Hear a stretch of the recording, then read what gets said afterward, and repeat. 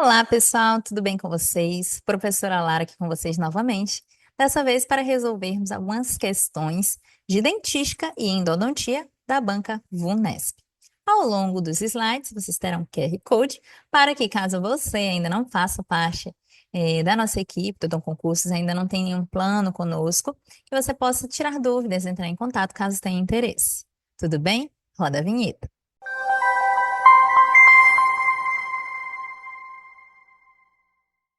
Vamos começar então resolvendo primeiro questões da área de endodontia, pessoal. Vamos lá. Essa questão é do ano de 2021 e ela falou o seguinte: assinale a alternativa que apresenta os 4 tipos de estímulos nocivos causadores das inflamações pulpares e os exemplos correspondentes para cada um deles. Letra A: dano mecânico, atrição. Lesão térmica, alteração barométrica. Irritação química, uso inadequado de material odontológico e efeitos bacterianos, cárie. Letra B, dano mecânico, abrasão. Lesão térmica, restauração metálica extensa, não isolada. Irritação química, reação exotérmica de material dentário. E efeitos bacterianos, cárie. Letra C, dano mecânico, erosão. Lesão térmica, reação química exotérmica de material dentário. Irritação química, uso inadequado de material odontológico. E efeitos bacterianos, gengivite. Letra D, dano mecânico, abrasão. Lesão térmica, polimento. Irritação química, alteração barométrica. E efeitos bacterianos, cárie. Letra E, dano mecânico, alteração barométrica, lesão térmica, reação química exotérmica de material dentário, irritação química, uso inadequado de ácido em restauração de resina e efeitos bacterianos, transporte via vascular de toxina bacteriana. Bom, pessoal, essa questão, ela vai muito de encontro com o que nós discutimos lá na nossa aula de alterações inflamatórias da polpa. O que acontece? Temos uma série de fatores que podem ocasionar uma alteração inflamatória da polpa, certo? E nós temos 4 principais. A origem mecânica, que seria a alteração barométrica que a polpa vai sofrer mediante os estímulos que vão estar acontecendo ali, por exemplo, a partir do momento em que ela está tentando ali, vamos falar de uma maneira bem informal, certo? Tentamos ter essa expansão da polpa para acontecer o processo, todos os processos de inflamação, ela tenta se expandir, ela tenta emaciar, mas ela não vai conseguir. Por quê? Porque há dentina em volta daquela câmara pulpar e daquele canal radicular. Então, essa alteração de volume aí que essa polpa vai tentar conseguir, não acontece. Então, nesse momento, nós temos um dano mecânico a ela, certo? Então, o dano mecânico, a alteração barométrica, ele sempre vai estar ali presente. E quando nós falamos dos outros fatores, nós vamos ter como resposta correta para essa pergunta a letra E. Porque os outros 3 principais fatores, eles estão associados principalmente a alteração química, alteração biológica e alteração física. Alterações de origem, de uma dessas 3 origens. Vamos relembrar? Então, pessoal, observem aqui. As alterações físicas, nós vamos ter aqui na polpa, por exemplo, calor, né? Ações mecânicas, trauma. E aí, dentro da ação mecânica, vai entrar aquele dano mecânico relacionado à alteração barométrica. Trauma, periápse, quando a gente tem sobreinstrumentação, sobreobturação, oclusão traumática, né? Origem química, por exemplo, quando a gente tem ali na polpa materiais odontológicos bem em cavidades profundas demais, como ácido fosfórico, né? Ou componentes ácidos ali. No periápse, quando nós temos substâncias químicas, medicação intracanal ou material obturador que foram conduzidos de maneira inadequada e estão causando uma alteração química ali, né? Provocando uma reação, né? E temos ali também a origem biológica, que no caso seriam os micro-organismos, tá? Então a resposta correta dessa pergunta é exatamente a letra E, que é a que mais condiz com todos esses fatores, porque aqui a gente tem certinho, por exemplo, a questão térmica, reação exotérmica de material dentário, né? Questão química, bacteriana ou de origem biológica, e o dano mecânico, que faz parte da origem física, tá bom, gente? Então, aqui quem tá mais aí enquadrado naqueles critérios que eu conversei com vocês, né? Se vocês forem correlacionar de todas as outras alternativas, a que mais está condizente com o nosso resuminho é justamente a letra E. Tudo bem? Vamos para a próxima pergunta. Pergunta do ano de 2020, que fala o seguinte: a fluxometria laser Doppler na endodontia é utilizada para quê, gente? A, para mensurar o comprimento radicular. B, como método diagnóstico. Letra C, eliminação de micro-organismos do interior do canal radicular. Letra D, secagem das paredes do canal radicular. Ou é amolecimento dos cones de Guttapercha, facilitando a sua adaptação nas paredes do canal. E aí, gente, qual seria a resposta correta? Quando nós falamos da fluxometria, nós estamos falando de um método diagnóstico na área de endodontia. E esse método, ele vai consistir na avaliação do suprimento vascular. Então, vamos supor que esta mesma banca venha trazendo esta mesma informação, só que de outra maneira. Querendo saber o conceito, por exemplo, detalhado, né? Então, você precisa entender aqui que nós estamos falando de um critério diagnóstico que vai avaliar o suprimento vascular, tá? Então, depende ali da passagem de luz através do dente, nós vamos ter uma forma de avaliar a vitalidade pulpar. Então, ele é um método não invasivo que vai agir através da avaliação do suprimento vascular por meio da passagem de luz, que no caso seria a fluxometria laser, a laser Doppler, tá bom, gente? Então, é um método não invasivo que vai conseguir identificar a questão do suprimento vascular e, a partir dessa informação, identificar informações importantes para o diagnóstico, tá? Questão do ano de 2020. A fabricação de cones de gutta-percha e cones de polímero sintético termoplástico poliéster ocorre em ambientes não esterilizados. É imprescindível a desinfecção dos cones previamente à obturação dos canais. Qual é a recomendação, pessoal, para os cones de gutta-percha e de poliéster? Para o caso nesse caso aí da desinfecção. Qual seria a principal recomendação? A. Submersão em solução de hipoclorito de sódio de 2,5% a 5,2 por 1 minuto. Letra B. Submersos em solução de hipoclorito de sódio de 0,5% por 40 segundos. Letra C. Esterilizados em solução de formalina 30% por 24 horas. Ou letra D, submersos em solução de álcool 46 graus Celsius por 1 minuto. Ou letra E, esterilizados sob calor úmido autoclave. Pessoal, resposta correta dessa pergunta é conforme a gente sempre discute em aula, né? Que é a resposta da letra A. Nós vamos imergir, nós vamos deixar essa solução ali por um tempinho de 1 minuto, cronometrado certinho, em solução de hipoclorito de sódio de 2,5% a 5,2%, e esse é o percentual ali estimado para que você possa ter essa solução e deixar o tempo suficiente ali para você conseguir fazer a desinfecção desses cones antes de fazer a obturação dos canais, porque como a própria questão já traz aqui para você que eles não vêm esterilizados, a gente precisa fazer uma desinfecção prévia. Tudo bem? Próxima pergunta: diante de um dente com risogênese incompleta, que necessite de intervenção endodôntica e em que foi diagnosticado vitalidade pulpar, qual é o tratamento de eleição? Então, você tem duas informações importantes nessa pergunta.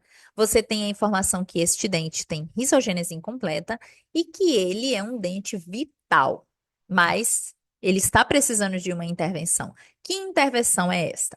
Então, toda vez que você olhar uma questão de endodontia, você precisa marcar, assinalar nas suas questões, né, na sua questão, os pontos mais importantes. Vital, não vital. Como que foi a resposta do teste de vitalidade? O que que a radiografia mencionava? Né? O que que tem de informação importante aqui que pode me trazer um ponto-chave de resposta, tá? Então, risogênese incompleta já traz aqui metade do caminho andado para você identificar, para você descartar algumas coisas. Por exemplo, letra A, pulpectomia, que deverá se estender em sentido apical, aproximadamente 2 a 3 milímetros aquém do ápice radiográfico. Letra B, revascularização pulpar. Letra C, pulpectomia, que deverá se estender em sentido apical, aproximadamente de 0,5 a 1 milímetro aquém do ápice radiográfico. Letra D, pulpotomia. Letra E, apsificação. Qual seria a resposta correta, pessoal? A resposta correta dessa pergunta é a letra D, pulpotomia. Nós estamos diante de um dente com vitalidade pulpar, tá?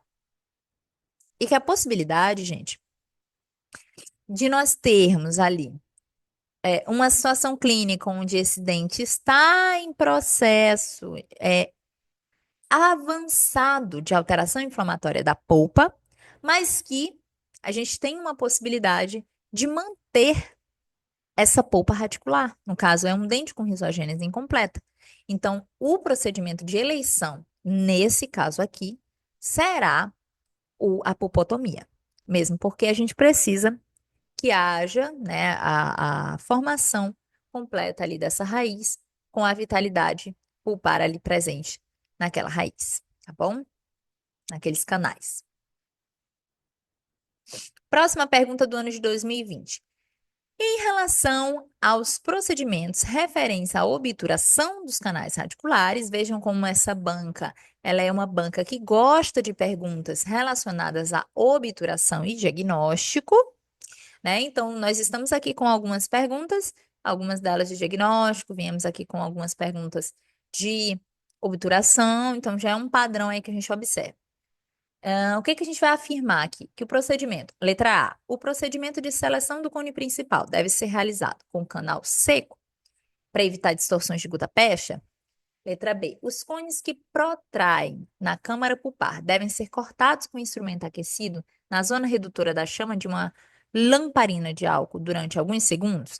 Letra C, o cone principal com cimento endodôntico deve ser inserido no canal com um único movimento no sentido apical para evitar que bolhas de ar existentes no canal fiquem aprisionadas. Letra D. O cone principal deve ser inserido com material cimentante a partir de uma extremidade até a outra extremidade. E letra E, para evitar a fratura radicular vertical de uma raiz durante a compactação lateral, a carga máxima aplicada ao espaçador deve ser de 3,5. E aí? Gente, essa pergunta é muito importante, tá? Nós temos alguns dados super relevantes aqui para discutir. E um deles, opa, primeira coisa, resposta correta da pergunta, letra B. Os cones que protraem, que estão ali saindo na câmara pulpar, eles têm que ser cortados, certo? E que nós vamos cortar com um instrumento aquecido, bem ali na área redutora da chama da lamparina, ali por alguns segundos, a gente vai fazer o recorte ali. Agora, quando a gente fala da letra A, gente, o ideal é que essa seleção do cone principal ela seja realizada com um canal levemente úmido, tá? Porque se a gente tiver ali ele muito seco, a possibilidade de ter distorções é ainda maior. No caso da letra C, nós temos que fazer a inserção do cone principal com movimentos controlados e com uma distribuição uniforme desse cimento. Por quê? Se você pegar o seu cone principal com o cimento e inserir em um movimento único, sentido apical, pelo contrário, né? Quando você faz a movimentação adequada, a inserção adequada, correta, você tem a prevenção de bolhas. Então, se você insere única e exclusivamente em um único sentido, você não tem essa questão aí. Então, a gente faz a inserção com um movimento uniforme, né? E garantindo uma distribuição desse cimento pelas paredes e dando espaço em seguida para quê? Para os cones, tá? Os outros demais cones, utilizando o espaçador, certamente, né? Para que a gente consiga ali ter uma adequada adaptação desse cimento. E um outro ponto importante é que esse cone principal a gente não vai encher de cimento de uma ponta até a outra. Não, ele vai estar só até a altura mais ou menos ali que ele vai ficar inserido na raiz e o restante você vai recortar, não vai? Você não vai cortar? Então, esse restante aí não precisa estar cheio de cimento para ficar mais difícil ainda fazer a toalete da cavidade depois com a, a limpeza da câmara pulpar vai ficar muito mais trabalhosa, né? Se ficar com um monte de cimento extravasado. E na letra E, gente, a carga máxima tem que ser controlada, tá? Se você fizer uma quantidade de força, né, muito grande no uso do espaçador, o risco de fratura radicular é muito grande. Então, essa quantidade aí que está colocada aí é muito alta. e o cuidado na inserção deve ser preconizado. Tá bom, pessoal? Então, quando a gente faz aí a colocação desse espaçador, se a gente fosse basear pelo Lopes e Siqueira, é 1,1 o máximo de força que a gente tem que aplicar ali, tá? A carga máxima. E a gente também tem que evitar a colocação de colocar um cone em um único movimento, no sentido apical, né? Principalmente para a possibilidade de ter bolhas de ar, né? Então, isso aí tem que ser levado em consideração, tá? Então, realmente, daqui, a única resposta correta seria a letra B, tá bom, gente?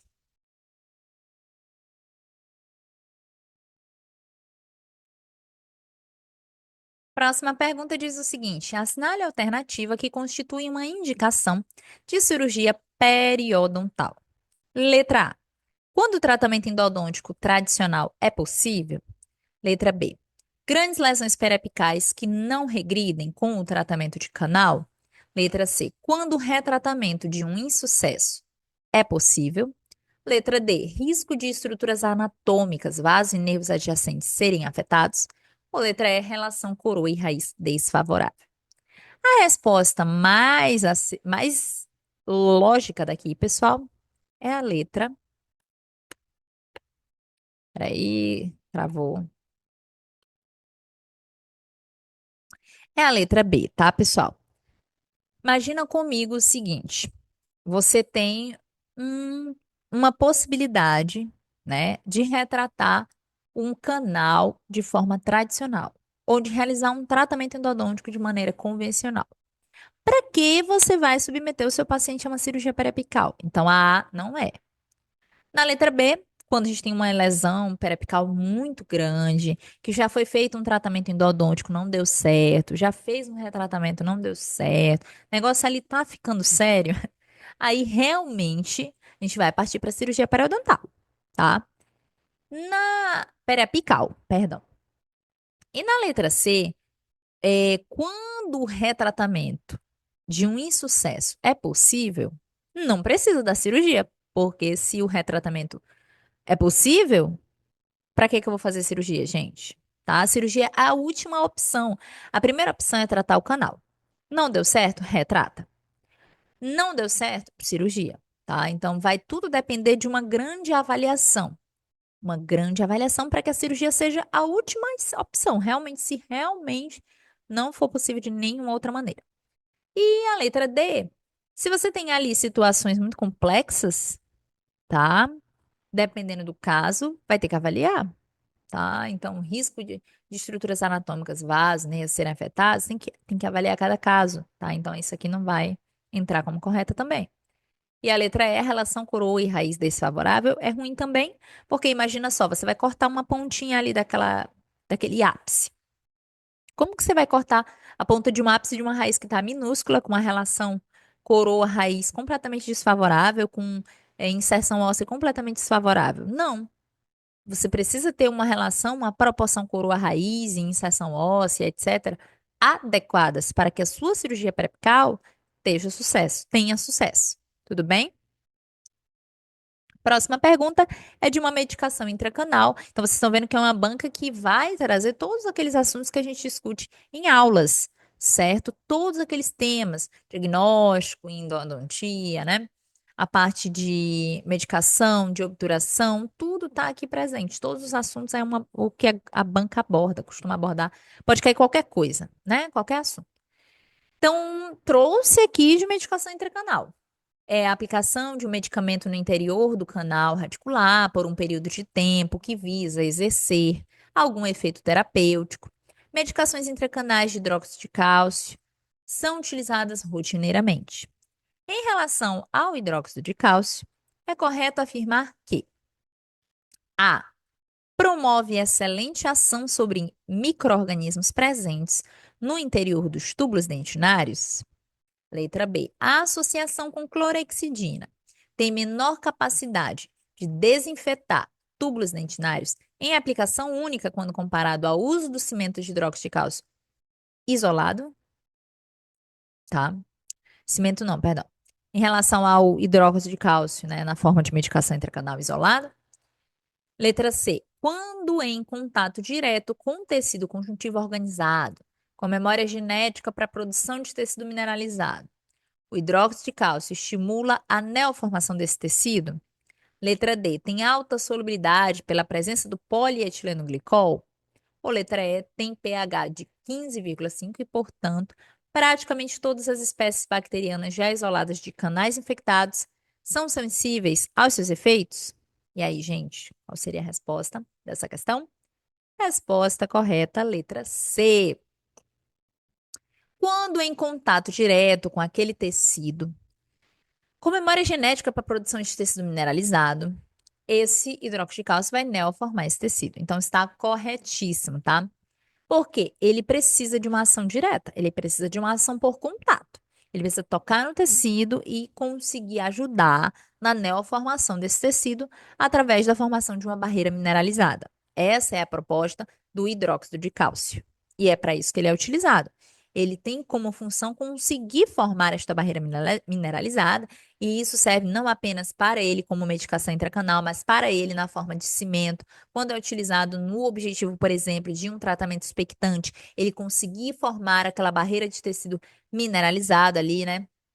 Então, essa é a proposta, né? Em tese, essa é a ideia do hidróxido de cálcio, tá? Recuperação daquele tecido lesionado com a neoformação óssea acontecendo ali. Então, essas são as propostas do nosso hidróxido de cálcio. Então, letra C está corretíssima, mas quando se fala das outras perguntas, na letra A, gente, ele não vai ter ação sobre micro-organismos que estejam dentro dos túbulos dentinários. Por quê? Porque a ação dele é por contato. Ele só vai agir nas superfícies às quais ele esteja em contato. No caso, no interior do canal radicular. A partir dali, o que tem de túbulo dentinário contaminado, infectado ali, né? Ele não vai agir.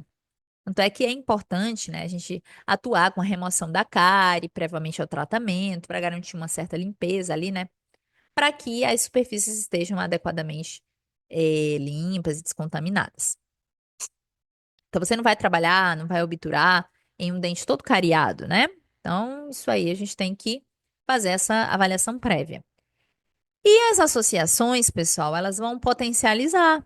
Como vocês sabem, nós temos os veículos, né? Diferentes veículos que podem ser utilizados. A gente tem desde veículos inertes, que não vão ter ação complementar nenhuma ali, eles só vão ajudar realmente na formação da pasta. Mas a gente tem os veículos biologicamente ativos, que eles têm uma ação, digamos, complementar para potencializar ainda mais os efeitos de desinfecção, né? E aqui, quando a gente fala da associação com a clorexidina, a gente vai ter uma associação que pode potencializar um pouquinho mais aí esse efeito. Mas não é nos túbulos dentinários, é no interior do canal radicular, né? Então, é uma ação complementar, é uma adição, um material ali biologicamente ativo que vai estar em associação com hidróxido de cálcio utilizado como medicação intracanal, mas que ele vai ter ação no interior do canal radicular, nas paredes em que ele estiver ali em contato, tá? Na letra D, ele tem baixa solubilidade, tá? Então, a gente está falando aqui, o hidróxido de cálcio por si só, né? Ele tem baixa solubilidade, né? Tanto é que a gente vai ter ali que trabalhar removendo adequadamente essa medicação, porque se você simplesmente remover de qualquer jeito, ela vai ficar ali nas paredes do canal, né? Então a gente precisa até trabalhar para remover bem essa medicação do interior do canal, tá bom? E na letra E, pH dele é mais ou menos ali em 12. Então ele é muito alcalino. E isso vai ser excelente para a ação dele, né? Os efeitos, o potencial dele em relação aos micro-organismos. E não 15, tá? Então, mais ou menos ali 12,8. Próxima pergunta, pessoal. No diagnóstico diferencial entre uma emergência e uma urgência endodôntica, com o objetivo de se identificar o melhor momento de intervenção, é correto afirmar o quê? A. A urgência requer um procedimento imediato para o restabelecimento do conforto do paciente. Letra B. A urgência verdadeira rompe o equilíbrio do paciente e o impede de executar atividades rotineiras. Letra C. Dificilmente o emprego de analgésicos alivia a dor associada a uma urgência verdadeira. Letra D. Uma emergência verdadeira raramente dura mais que 2 a 3 dias, que é o período normal de uma resposta inflamatória aguda. E letra E. Geralmente o emprego de analgésicos alivia a dor associada a uma emergência verdadeira. Gente, a resposta correta dessa pergunta é a letra D. Uma emergência verdadeira dura, raramente vai durar mais do que 2 a 3 dias, tá? Que é o período ali normal de uma resposta inflamatória aguda. Primeira coisa que você tem que entender, urgência e emergência são coisas diferentes. A urgência, ela não requer o tratamento imediato. E a emergência é só você lembrar, emergência, imediato, imediato. Emergência, imediato, imediato. Ele requer um tratamento imediato. Certamente que uma urgência, uma emergência verdadeira não vai durar mais do que 2 a 3 dias, tá? Então, ela vai estar ali principalmente nos casos onde tem dor, tumefação. Então, a emergência verdadeira, ela vai romper o equilíbrio do paciente. Vai prejudicar completamente ali que esse paciente tenha suas atividades rotineiras. Vai realmente prejudicar bem. E aí, por isso que a letra B está incorreta também, porque aqui na B, a emergência é que rompe o equilíbrio do paciente e que impede ele de executar atividades rotineiras, tá? Na A também. É um procedimento que é imediato para restabelecer o conforto do paciente e não urgência. E na letra C, tá? Dificilmente a dor é aliviada por analgésicos. Na emergência e não na urgência, tá? Então, tanto a A quanto a B quanto a C são coisas relacionadas a emergências. São conceitos de emergência. E na letra E, geralmente o emprego de analgésicos alivia a dor de uma emergência? Não, né, gente? Tá? Então, dificilmente essa dor é aliviada por analgésicos. A gente precisa intervir. A gente precisa intervir tanto, tanto no dente, né? Fazendo a drenagem, o que for necessário, abertura coronária e fazendo todas as etapas endodônticas, quanto agir na tumefação, tá? Então, com suas indicações específicas para cada caso. Na questão, próxima questão do ano de 2020, tá? As lesões endoperiodontais, que necessitam inicialmente tanto da terapia endodôntica quanto periodontal, são quais? A. A doença endodôntica primária com envolvimento periodontal secundário e as doenças endodônticas primárias. Letra B. A doença endodôntica primária com envolvimento periodontal secundário e as doenças periodontais primárias. Letra C. A doença periodontal primária com envolvimento endodôntico secundário. E as doenças endodôntica periodontal combinadas, que são doenças verdadeiras combinadas. Letra D. A doença periodontal primária com envolvimento endodôntico secundário. E as doenças endodônticas primárias e as doenças periodontais secundárias. Letra E. A doença periodontal primária com envolvimento endodôntico secundário, as doenças endodônticas primárias e as doenças periodontais primárias. Deu um bolo aí na cabeça de vocês, minha gente? Calma, calma. Vamos simplificar esse processo, tá? Então vamos lá. Então, gente, o que que acontece? Qual é a resposta correta aqui? Lesões endoperiodontais que necessitam inicialmente tanto da terapia endodôntica quanto periodontal. Quais são? Na letra C. Vamos lá. Resposta correta, né?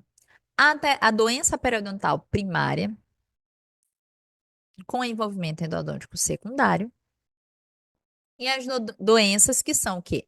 Endodôntica periodontal combinadas. A resposta correta é essa. Por quê, gente? Porque você tem duas situações aqui. As duas possibilidades acontecendo. Um paciente que teve doença periodontal primária e que depois Essa evolução da doença periodontal levou ao envolvimento endodôntico, mas tem a pério e a endo ali presentes, para serem o quê? Tratadas. E é isso que a pergunta quer. A pergunta quer saber qual é a resposta que contém casos clínicos onde o paciente vai precisar de endodontia e de periodontia. Ou seja, se ele tinha primeiro uma doença periodontal que evoluiu e levou a um envolvimento endodôntico, secundariamente, né? Ou em situação onde ele tem uma doença endodôntica periodontal combinada, ou seja, os dois problemas estão acontecendo ao mesmo tempo, ele vai precisar tratar a endo e a pério, de qualquer jeito, tá? Então, resposta correta é a letra C. Por quê? Porque na A a gente está falando aqui, por exemplo, doença endodôntica primária com envolvimento periodontal secundário. Ok. Mas se a doença endodôntica primária, se tiver só a doença endodôntica primária, é endodontia. Não está especificando a parte periodontal como secundária, tá? Então a mesma coisa está acontecendo na letra B. Doença periodontal primária e faltou o endodôntica secundária. Mesma coisa na letra D, ó. Doenças endodônticas primárias e doenças periodontais secundárias. Não está fazendo a combinação das coisas, não está fazendo a associação das informações, tá? Do mesmo jeito, letra E, ó. Doença endodôntica, doença periodontal primária com envolvimento endodôntico secundário. Aí depois separa doenças endodônticas primárias e as doenças periodontais primárias. Não, tem que ser uma coisa primária, que no caso vai vir primeiro, e uma coisa secundária, que é o que vai vir depois, que é exatamente como está escrito na letra C. Doença periodontal primária veio primeiro, a doença periodontal. E depois o envolvimento endodôntico secundário veio depois. Ou tem a possibilidade de o paciente ter os dois ocorrendo ao mesmo tempo, ou seja, ele já é um paciente periodontal que está com uma condição endodôntica, tá? Associada. Tudo bem? Então, pessoal, esses foram os assuntos que eu queria conversar com vocês da área de endodontia, que é bem interessante. A gente vai falar cariologia também, porque são muitos assuntos aí, né? E vocês veem que tem muitos conteúdos que a gente abordou e que a Banca Vunesp adora várias coisas aí que foram conversadas em aula. Se você ainda não faz parte da nossa equipe, não esqueça de acessar aqui no QR Code. Agora, pessoal, vamos resolver algumas questões ali com um foco principal na parte de cariologia e dentística. Como que essa banca gosta de abordar? É uma banca que ela gosta muito de trazer questões ali de cariologia, assuntos básicos da área de dentística. Vamos ver como se apresentam aí essas questões, pessoal. Vamos resolver juntos aqui, tá? A cárie é a causa mais comum de agressão ao complexo dentino pulpar e, como resposta biológica a estímulo bacteriano, a dentina e a polpa criam diferentes mecanismos, entre os quais destacam-se: A. Aumento da permeabilidade dentinária e formação de dentina secundária. Letra B. Aumento da permeabilidade dentinária e resposta imune. Letra C. Redução de permeabilidade sementária e formação de dentina terciária. Letra D. Redução da permeabilidade dentinária e resposta imune. Ou letra E. Redução da permeabilidade sementária e formação de dentina secundária. E aí, pessoal, qual seria a resposta correta? A resposta correta para essa pergunta, pessoal, é a letra D. Quando nós temos uma situação ali onde você tem uma agressão ao complexo dentino pulpar caracterizado pela presença da cárie, associada ali aos micro-organismos, principalmente, como resposta biológica ali ao estímulo bacteriano, a dentina e a polpa, aqui a gente já está falando dentina e a polpa. Então, primeira coisa que você já vai descartar aí automaticamente sementária, né? Que não tem nada a ver. Vão criar diferentes mecanismos. Para o quê? Para ter uma resposta, né? Resposta biológica a esse estímulo. Como que essa polpa ela vai responder? Ela vai ter três reações básicas. Primeiro, ela vai diminuir a permeabilidade dentinária, certo? Segundo, vai haver a formação de dentina terciária.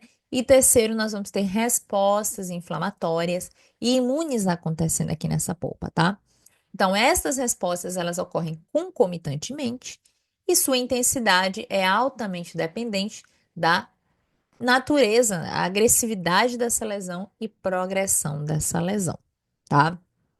Então, é natural que nesse processo, tá, pessoal, você tenha ali a formação de dentina terciária, né, para que haja uma reação a esse estímulo e naturalmente essa permeabilidade ela vai cair um pouco.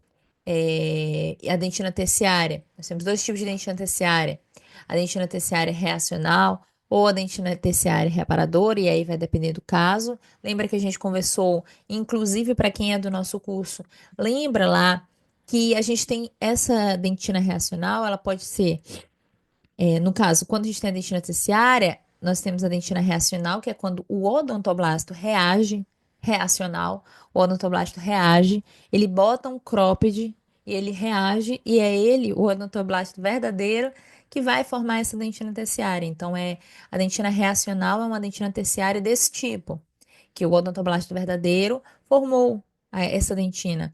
Já quando a gente fala de uma dentina reparadora, o odontoblasto não conseguiu reagir e botar um cropped. Ele simplesmente foi perdido e houve a formação a partir, né, de células indiferenciadas, a gente vai ter um outro tipo de célula que não é um odontoblasto verdadeiro e que essas células elas irão ali produzir essa dentina terciária, né? Então, esse aqui são detalhes interessantes para a gente estar recapitulando, já que aparece aí questão sobre dentina terciária, e é importante você ter essas informações em mente, tá? O simples fato de ocorrer, por exemplo, até mesmo uma pequena esclerose ali naqueles túbulos dentinários, a obliteração desses túbulos, como uma maneira, principalmente naquelas cáries muito profundas, naquelas lesões muito profundas, onde essa esclerose, essa obliteração dos túbulos dentinários, elas vão permitir, né, uma redução da intensidade da dor e, ao mesmo tempo, diminuir a rapidez da evolução da progressão da lesão, a gente tem aqui uma permeabilidade que naturalmente vai ser reduzida, né? Então, a permeabilidade dentinária, ela é, digamos assim, o túbulo dentinário aberto do jeito que ele vai ter uma alta permeabilidade, tudo vai passar facilmente ali, tudo que vai estar acontecendo ali naquela região da dentina, ela é facilmente comunicada com a polpa dentária, e isso é a permeabilidade dentinária. Quando a gente tem o fechamento desse túbulo, a gente diminui a intensidade dessa agressão para o tecido pulpar, né? Então, é uma reação natural do organismo que essa permeabilidade ela acaba sendo diminuída, né? A partir do momento que a gente tem a formação de novos tecidos ali, a obliteração do túbulo dentinário, a formação de dentina reparadora ou da dentina reacional, naturalmente essa estrutura ali ela fica mais, digamos que, fechadinha, protegida contra a agressão. Então, basicamente, quando a gente fala de permeabilidade dentinária, a gente está falando disso, né? De proteger essa dentina para evitar que o que está acontecendo ali na região da dentina afete tanto a polpa dentária. Tá bom, gente? Então, é basicamente sobre isso que a gente está falando. O aspecto clínico das lesões de cárie é importante no diagnóstico e escolha da terapêutica adequada. Uma vez controlado o processo de desmineralização e remineralização do esmalte, o aspecto clínico esperado para uma lesão inativa é A. Endurecido e brilhante. B. Endurecido e escurecido. C. Rugosa e brilhante. D. Rugosa e escurecida. E E. Lisa e brilhante. Qual seria a resposta correta, pessoal? Quando nós estamos falando de diagnóstico de cárie dentária, das lesões de cárie, né? Nós precisamos levar em consideração principalmente do que se trata, que se ele está falando aqui de dentina, de esmalte, aqui ele fala o quê? No esmalte, tá? Então ele está falando de uma lesão inativa em esmalte. Como vocês sabem, nós temos as lesões que podem ser cavitadas ou não cavitadas. Quando falamos de lesões não cavitadas, estamos falando das manchas. Quando falamos de lesões cavitadas, nós estamos falando das cavidades abertas, né? Geralmente ali já com envolvimento de dentina ou somente em esmalte. E aqui, quando falamos de lesões não cavitadas, que são as manchas, né? No caso do esmalte, as manchas elas podem estar ou ativas ou inativas. E quando nós temos uma atividade de cárie, uma atividade nessa lesão cariosa, nós vamos ter um aspecto que vai ser principalmente opaco e rugoso.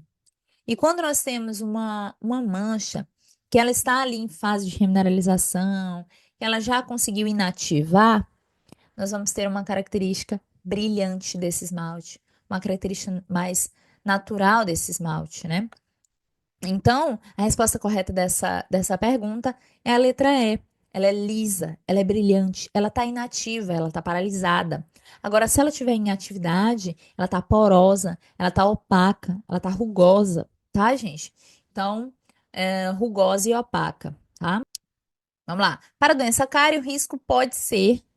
Vamos lá. Para a doença cárie, o risco pode ser conceituado como a probabilidade de ocorrência da doença em pacientes sem atividade de cárie ou de novas lesões em pacientes com a doença ativa, ou seja, a probabilidade de lesões ocorrerem ou progredirem dentro de um determinado período de tempo. As variáveis que podem interferir positivamente ou negativamente nesse desenvolvimento denominam-se fatores de risco. Entre os fatores de risco biológico, cita-se quais? A. Nível de actinomíceos isolados de biofilme, do biofilme dental. Letra B. Índice de IgA isolado do plasma e da saliva. Letra C. Regulação do sistema tampão e oxirredução da saliva. Letra D. Grau de atividade das enzimas digestivas de carboidratos na saliva. Ou letra E. Nível de Streptococcus mutans na cavidade bucal. Gente, resposta bem tranquila, bem básica e bem inicial da odontologia que você não pode esquecer, tá bom? Então, aqui, fatores de risco biológico, cita-se Streptococcus mutans. Mas, nós vamos recapitular isso já no finalzinho, né? Todos os fatores determinantes mais importantes, fatores de risco relacionados à doença, tá? Mas, resposta correta aqui em relação a fatores biológicos, temos aí o Streptococcus mutans. Tudo bem? Questão do ano de 2025. O conceito de cárie dentária no estágio inicial pode ser definido como sendo um processo de desmineralização relativamente lento, que se inicia a partir da descalcificação superficial do esmalte. Clinicamente, apresenta-se como manchas. A. Como são essas manchas, né? A. Acinzentadas, podendo ser reversíveis por meio de remineralização com fluoroterapia. Letra B. Acinzentadas, sendo irreversíveis e exigindo procedimento restaurador. Letra C. Brancas, podendo ser reversíveis por meio de remineralização por fluoroterapia. Letra D. Brancas, sendo irreversíveis e exigindo procedimento restaurador. E letra E. Amarelas, irreversíveis e exigindo procedimento restaurador. Mesma lógica da outra pergunta, pessoal. Está pedindo aqui nessa pergunta um estágio inicial, certo? E no estágio inicial, como a gente conversou, nós vamos ter ali principalmente as lesões não cavitadas, certo? E é um processo relativamente lento. Descalcificação no esmalte. E aí nós vamos ter as manchas. Como que são essas manchas? Elas são acinzentadas? Gente, de maneira geral, elas vão ser o quê? Manchas brancas. Então, já descartou todas as outras. Aqui, nós vamos lembrar que elas podem ser reversíveis, tá? Então, como que você vai reverter? A partir da remineralização por fluoroterapia, ok, gente? E aí, vamos dispor dos diferentes métodos aí que podem ser utilizados, desde verniz fluoretados, flúor tópico, certo? Dentifrícios, tudo bem? Então, resposta correta, letra C, pergunta bem tranquila aqui.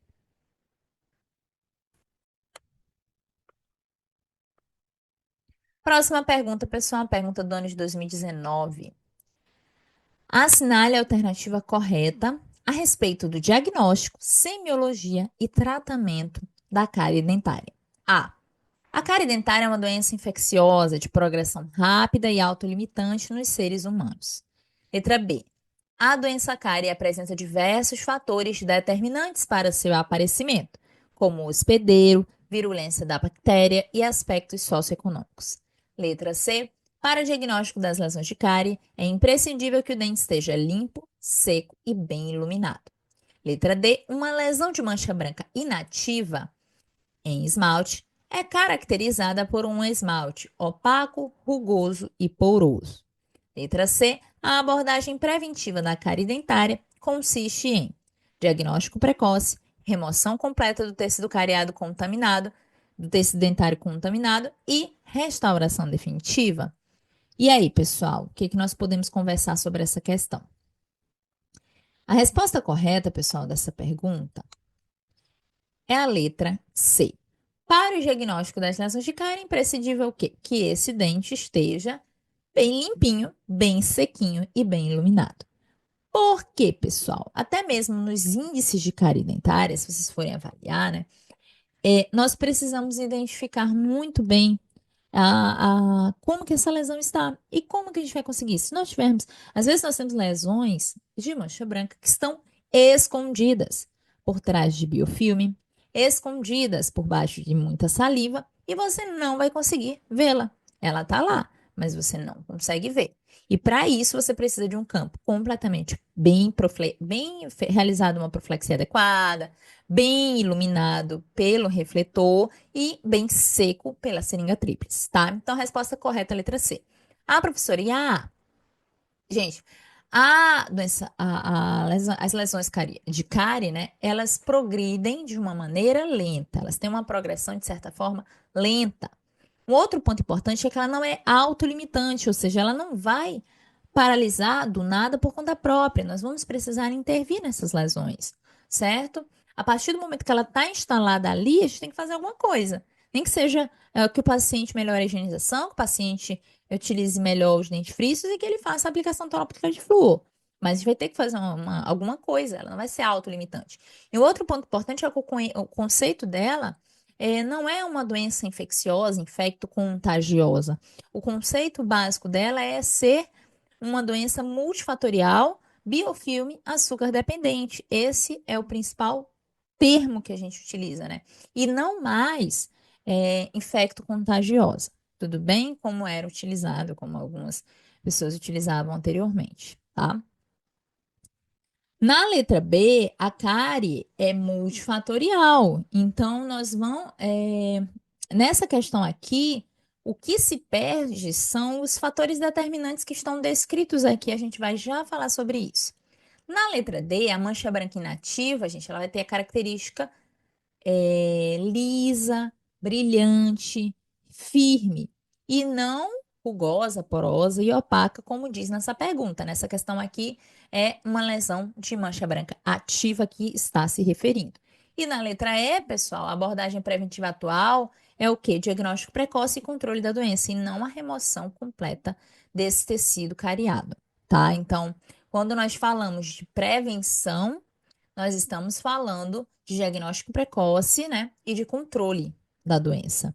E restaurar nos casos curativos já, né? Quando se fala de prevenção, nós estamos falando de não intervir.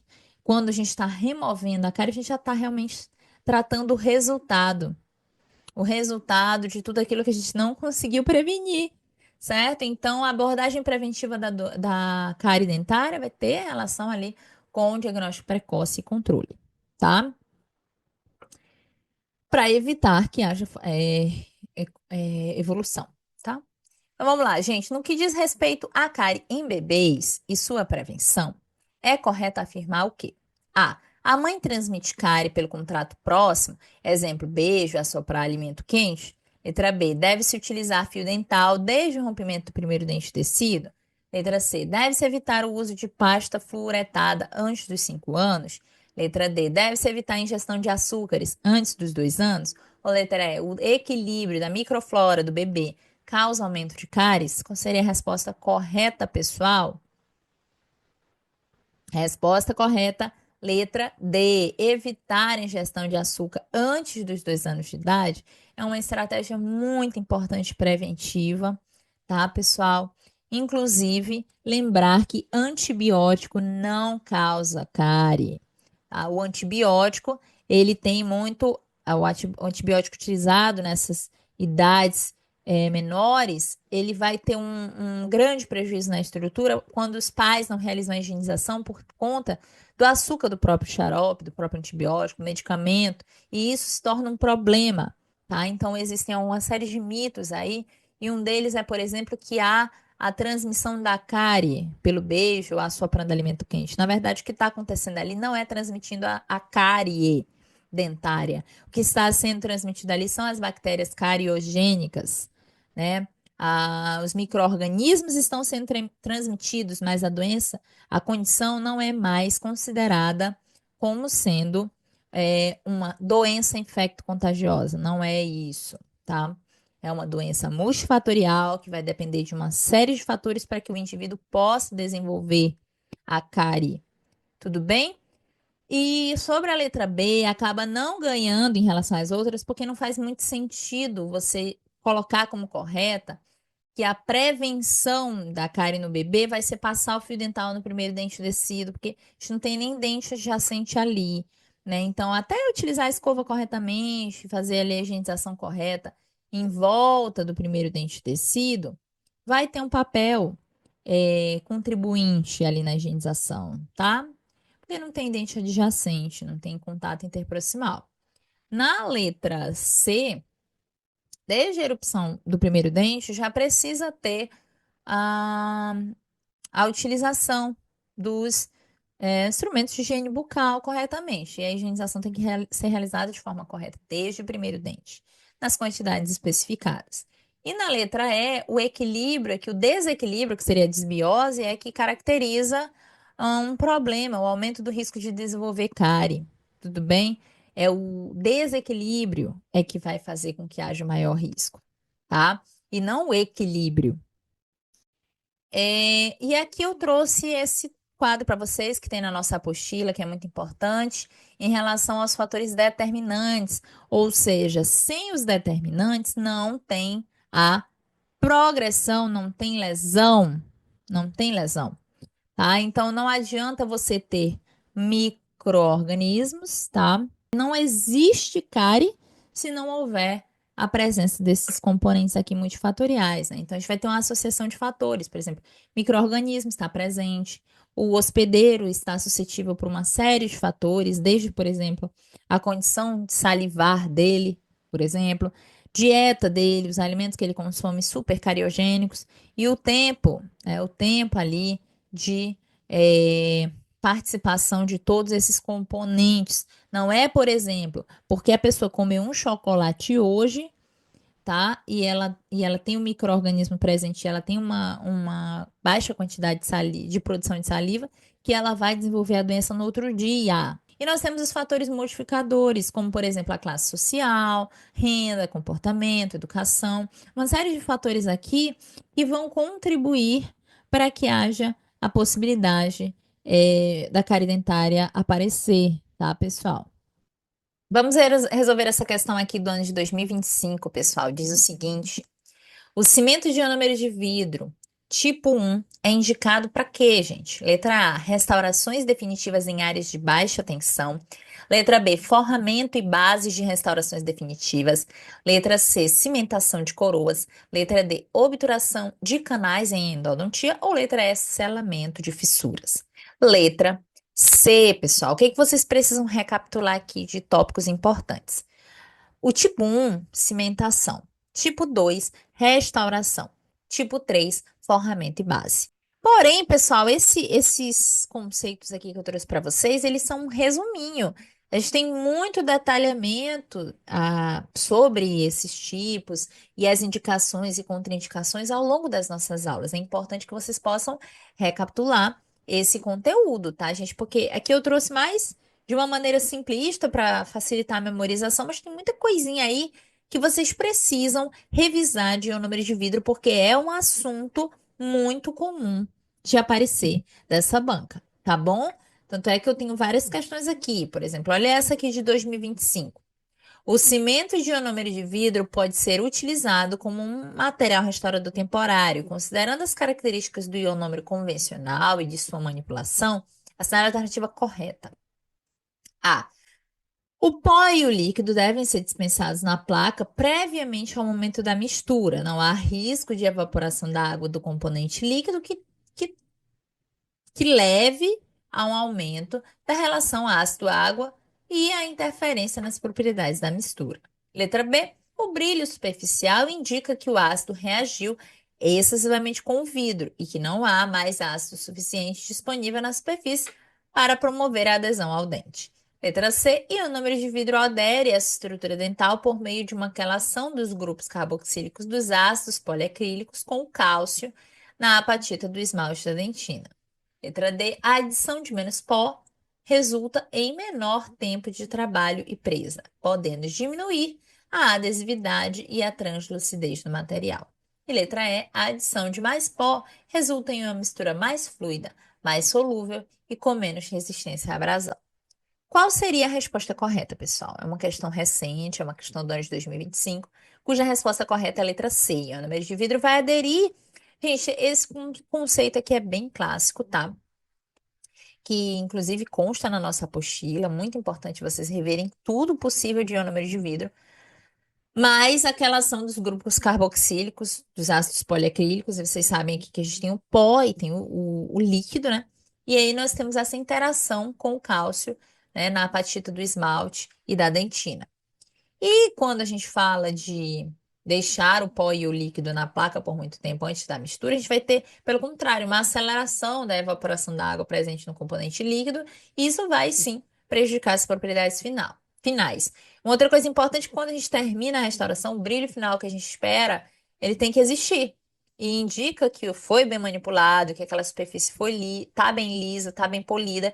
E o opaco é o contrário, é quando tudo deu errado e a restauração ficou opaca, né? Outra coisa importante é que quando a gente faz uma adição de menos pó, né, ou seja, quando tem mais líquido do que pó, a composição daquele material vai ficar fluida.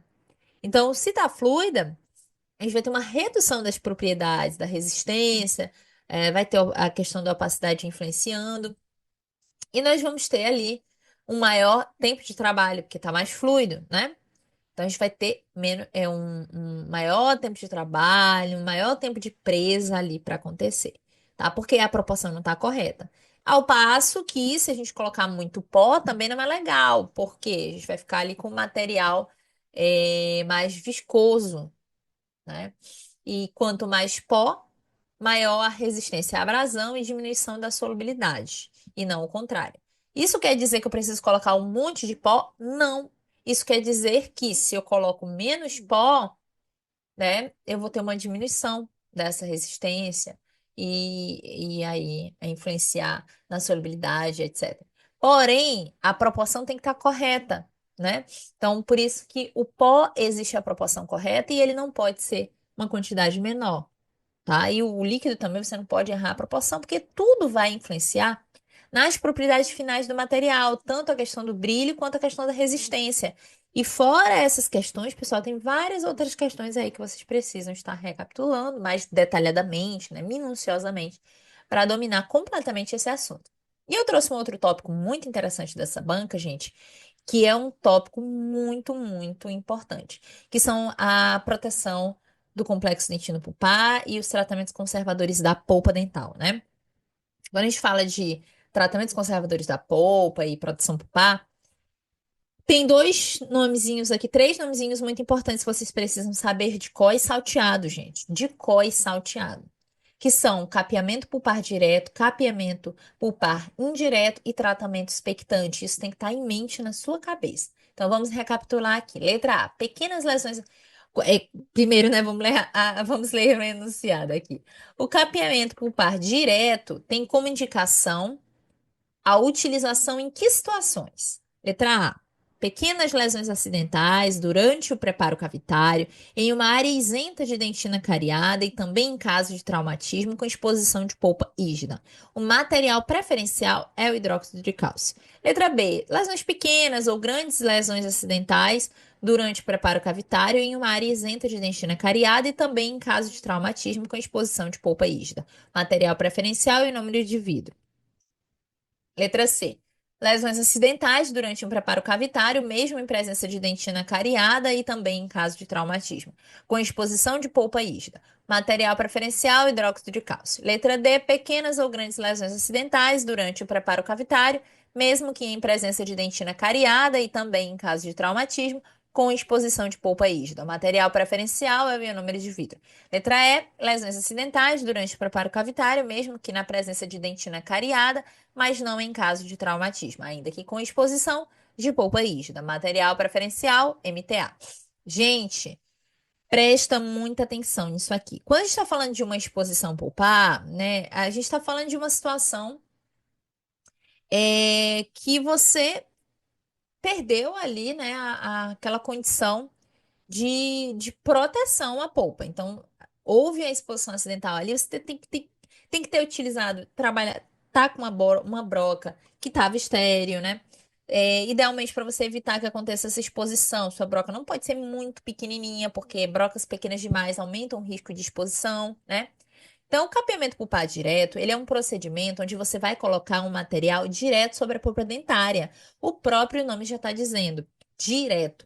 Já o indireto e o tratamento expectante são tratamentos que a gente não vai colocar nada em cima da polpa. O único que a gente vai colocar algo em cima da polpa, bem nela mesmo, é o direto, que é o capeamento pulpar direto. E ele vai ser indicado principalmente em traumatismo e em casos onde a gente tenha uma exposição pulpar acidental que seja de preferência, né, pequena, que você não tenha ali destruído completamente ali, feito uma grande exposição pulpar ali, feito um grande caos ali, com a dentina toda cariada em cima daquele tecido e com a polpa que nem vital está. Não é para essas situações. Sendo assim, já descarta uma grande quantidade de alternativas aqui e só resta para gente a alternativa A, que fala que são pequenas lesões ali, uma área que não tinha dentina cariada, ou mesmo em áreas de traumatismo, né, com uma exposição de uma polpa que está rígida e não uma polpa necrótica, né? E uma situação ali onde você vai utilizar principalmente. O mais comum vai ser o hidróxido de cálcio, né? O mais comum aí que a gente vai ter, mas o MTA também vai ter a indicação. Então, o que acontece? Quando a gente trabalha com a colocação desse material, a gente está falando ali do hidróxido de cálcio PA, da associação da utilização do hidróxido de cálcio PA, ou pasta, e em cima dele o cimento, e em cima do cimento o ionômero de vidro para proteger o cimento de hidróxido de cálcio e finalizar ali com a restauração, né? Esse seria o capeamento pulpar direto. E quando a gente fala do ionômero de vidro, numa pergunta dessa, o ionômero de vidro não fica em contato, não vai ficar em contato direto ali com a polpa, né? Quem vai estar em contato direto com a polpa vai ser esses materiais, como, por exemplo, MTA ou hidróxido de cálcio, tá bom? E temos uma questão do ano de 2025, uma questão bem recente que causa bastante confusão, que eu vou já explicar para vocês aqui um detalhe muito importante. Olha lá. Tratamento expectante é uma opção conservadora. Quando o profissional se depara com uma lesão cariosa extensa em que a sintomatologia dolorosa dá indícios de uma pulpite, tendendo para o irreversível. E ao exame radiográfico, confirma-se a proximidade com a câmara pulpar. Em relação a essa modalidade, é correto afirmar que essa intervenção ela vai fazer o quê, né? A. Preconizar a não utilização do procedimento anestésico, remoção do máximo de tecido cariado sem dor e com a utilização de instrumentos manuais em um ambiente de consultório. Vamos já discutindo aqui, eu já vou discutindo aqui com vocês. Gente, pelo amor de Deus, né? Ninguém vai trabalhar numa cavidade muito profunda sem usar anestesia, tá? E muito menos remover o máximo de tecido. A gente está falando de preservação tecidual, de proteção ao complexo dentino pulpar. Então, a gente sempre vai trabalhar com remoção seletiva do tecido cariado, tudo bem? E na letra B, consiste na remoção de toda a dentina afetada, infectada, amolecida e posterior forramento da parede pulpar da cavidade, sem que tenha ocorrido exposição da polpa. Não vamos remover toda a dentina afetada e infectada, porque senão a gente vai expor a polpa. Tudo bem? Então a gente vai ter que ter a remoção seletiva do tecido cariado. Vamos já falar sobre isso. Letra C. Então, A e B incorretas.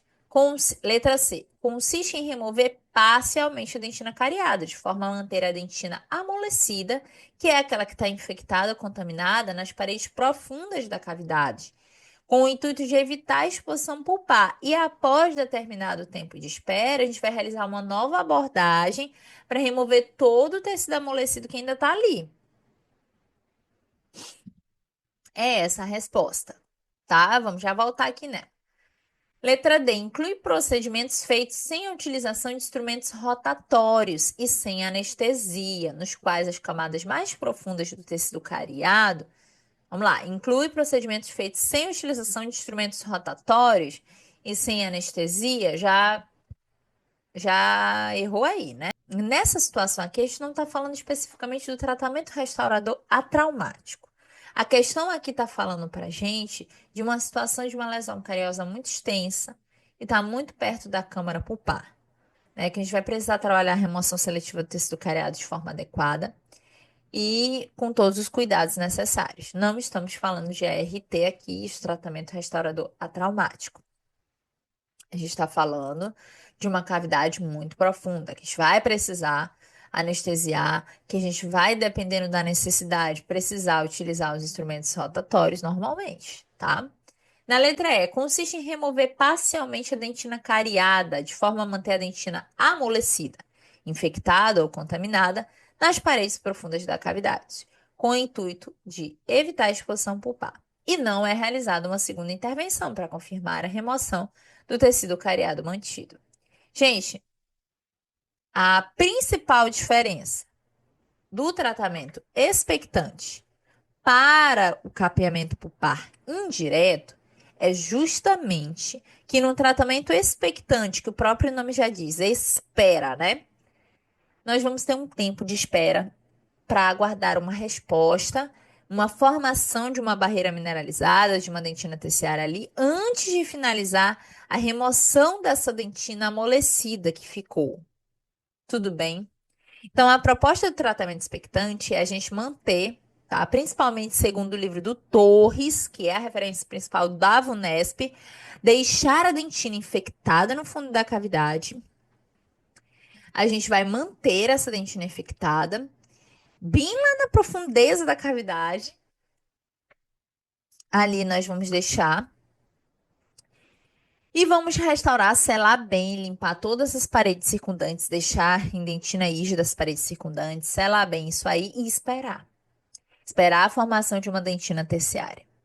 Depois de alguns dias, né, nós vamos ter o retorno desse paciente para fazer a finalização da remoção da dentina infectada, que é aquela que está amolecida, para poder fazer a restauração normalmente. Já o capeamento pulpar indireto, você tem ali principalmente a dentina afetada ali presente, né? Onde você vai. Ela é passível de remineralização. Então, nesse caso, você vai colocar uma proteção pulpar ali, um ionômero de vidro, né? E vai fazer a sua restauração normalmente. Você vai colocar o cimento de hidróxido de cálcio, o cimento de ionômero de vidro e fazer a restauração definitiva em resina, em uma única sessão. Já no tratamento expectante, não. Tratamento expectante já está dizendo, espera. Então, vai ser colocado o cimento de hidróxido de cálcio ali, para que a gente consiga ter a produção desse tecido, dessa dentina terciária. Sobre ele vai ser colocado ionômero de vidro e vai ser uma restauração provisória. O paciente vai voltar depois para você conseguir remover toda aquela dentina que estava infectada ali, tá? Então, a resposta é C. Remove parcialmente a dentina cariada de forma a manter a dentina amolecida, que é infectada ou contaminada, no fundo da cavidade para evitar a exposição pulpar e depois vai voltar para remover todo aquele tecido amolecido. Tudo bem, pessoal? Espero que vocês tenham gostado. Eu desejo muito sucesso para todos vocês. Um grande abraço e até mais. Tudo de bom para vocês.